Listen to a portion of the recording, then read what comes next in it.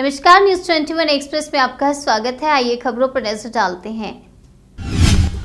बरसते गोलों के बीच फंसी पाक की छात्रा को भारत ने निकाला। पीएम मोदी को थैंक यू कहकर अस्मा बोली बड़ी मुश्किल में थी। पाकिस्तानी महिला ने यूक्रेन से सुरक्षित निकलने पर पीएम मोदी का धन्यवाद किया। महिला ने कहा, आपका बहुत शुक्रिया हमें सुरक्षित निकालने के लिए। यूक्रेन का रूस को करारा जवाब। 2 दिन में मार गिराए 2 बड़े अफसर। अब रेजिमेंट कमांडर को किया ढेर। यूक्रेन ने वोल्गोग्राड रेजिमेंट के लेफ्टिनेंट कर्नल यूरी आगरकोव को ढेर कर दिया है। यह रूस के लिए 2 दिन में दूसरा बड़ा झटका है। अमेरिकी राष्ट्रपति बाइडेन का पुतिन पर हमला। कहा, यूक्रेन में कभी नहीं होगी पुतिन की जिद। शहर कब्जा लेंगे लेकिन पूरा देश नहीं संभाल पाएंगे। यूएस के राष्ट्रपति का कहना है कि रूस के राष्ट्रपति पुतिन की यूक्रेन में कभी भी जीत नहीं होगी। वह बेशक यूक्रेन के शहरों को कब्जा ले पर पूरे देश पर कभी नियंत्रण नहीं रख पाएंगे। ब्रिटिश संसद में बोले प्रेसिडेंट जेलेंस्की, रूसी हमलों के आगे नहीं झुकेगा यूक्रेन। सांसदों ने खड़े होकर दिया सम्मान। जेलेंस्की ने कहा कि हम हार नहीं मानेंगे, हम हारेंगे नहीं, हम अंत तक लड़ेंगे। समुद्र में, हवा में, हम अपनी जमीन के लिए लड़ते रहेंगे, चाहे कुछ भी हो। ममता बनर्जी का बीजेपी पर बड़ा हमला बताया दंगाई और भ्रष्ट पार्टी। 2024 में सत्ता से हटाने का किया दावा। पश्चिम बंगाल की मुख्यमंत्री ममता बनर्जी ने कहा कि बंगाल में राम और वाम ने हाथ मिलाया है, लेकिन यह राज्य दिखाएगा कि 2024 के लोकसभा चुनाव में बीजेपी को कैसे हराया जाए।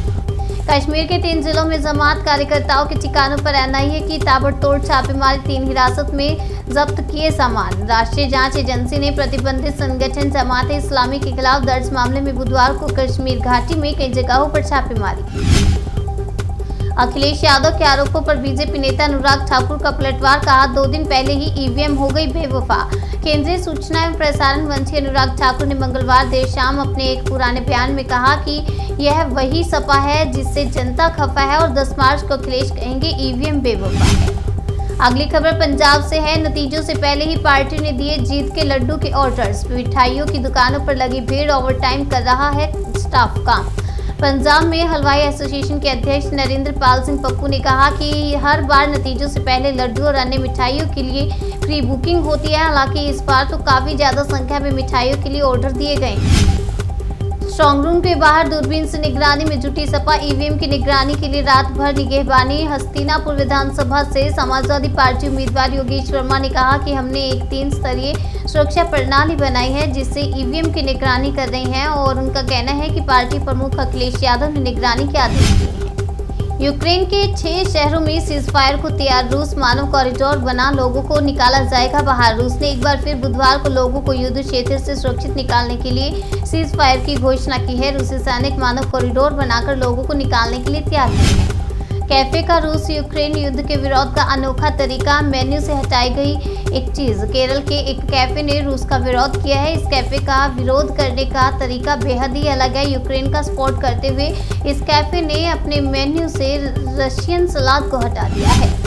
छत्तीसगढ़ में दोबारा बहाल होगी पुरानी पेंशन व्यवस्था। सीएम भूपेश बघेल ने विधानसभा में किया ऐलान। राज्य के मुख्यमंत्री भूपेश बघेल ने विधानसभा में बजट पेश करते हुए बुधवार को इसका ऐलान किया।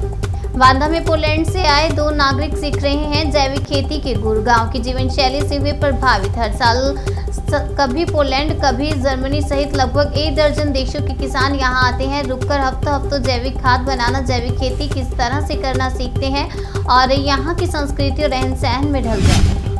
संयुक्त राष्ट्र ने यूक्रेन की महिलाओं को सराहा। कहा, देश की रक्षा करने में उनकी वीरता अतुलनीय। संयुक्त राष्ट्र महिला प्रमुख सीमा बाफूस ने परिषद में कहा कि यूक्रेन की मानवीय आवश्यकता कई गुना बढ़ रही है और देश छोड़कर भाग रहे ज्यादातर लोगों में महिलाएं और बच्चे शामिल हैं।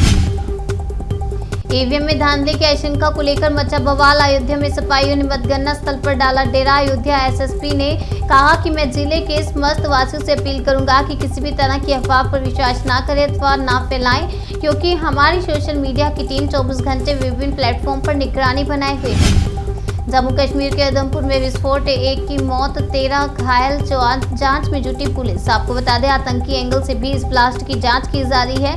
इस विस्फोट में 14 लोग घायल हो गए। अलीगढ़ में दबंगों ने 27 मकानों पर रात में चलवाया बुलडोजर। इस जमीन पर गरीबों के थे घर और प्लॉट। एसएसपी कलानिधि नेथानी ने जानकारी देते हुए बताया कि उनके पास रोवावर इलाके के रहने वाले दर्जनों परिवार कुछ दबंगों द्वारा उनके मकानों को गिराने की शिकायत लेकर पहुंचे थे और इस मामले में जांच कर थानाध्यक्ष को कार्रवाई करने के निर्देश दिए गए। रूस यूक्रेन जंग के बीच जेलेंस्की की पत्नी का पुतिन पर बड़ा हमला। बोली, ना हार मानेंगे ना हथियार डालेंगे। यूक्रेन की फर्स्ट लेडी ने लिखा है कि 24 फरवरी को हम सभी रूस के हमले के साथ जाग गए। टैंकों ने यूक्रेन की सीमा को पार किया, विमानों ने हमारे हवाई क्षेत्र में प्रवेश किया।